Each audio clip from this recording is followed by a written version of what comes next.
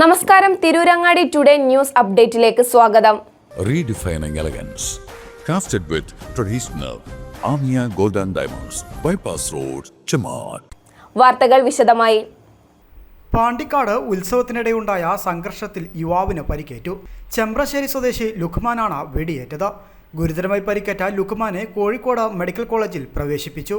ചെമ്പ്രശ്ശേരി ഈസ്റ്റിൽ കുടുംബക്ഷേത്രത്തിലെ ഉത്സവത്തിനിടെയാണ് വെടിവെപ്പുണ്ടായത്.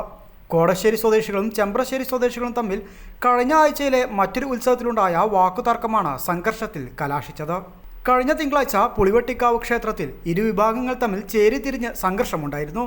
ഇതിന്റെ തുടർച്ചയായാണ് കഴിഞ്ഞ ദിവസം രാത്രി സമീപത്തെ കുടുംബക്ഷേത്രത്തിലെ താലപ്പൊലി ഉത്സവത്തിനിടെ വീണ്ടും സംഘർഷമുണ്ടായത്. സംഘർഷത്തിനിടെ വ്യാപകമായ കല്ലേറുണ്ടായി. കല്ലേറിലും നിരവധി പേർക്ക് പരിക്കേറ്റിട്ടുണ്ട്. പെപ്പർ സ്പ്രേയും എയർഗണ്ണും ഉൾപ്പെടെ ഉപയോഗിച്ചായിരുന്നു ആക്രമണം. കല്ലേറിൽ നിരവധി പേർക്ക് പരിക്കേറ്റിട്ടുണ്ട്.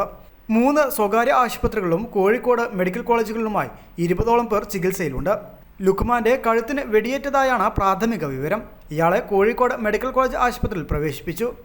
കോടശ്ശേരി സ്വദേശികളാണ് വെടിയുതിർത്തതെന്ന് പോലീസ് സംശയിക്കുന്നുണ്ട്. സംഭവത്തിൽ അന്വേഷണം ആരംഭിച്ചു. News desk, Tirurangadi today.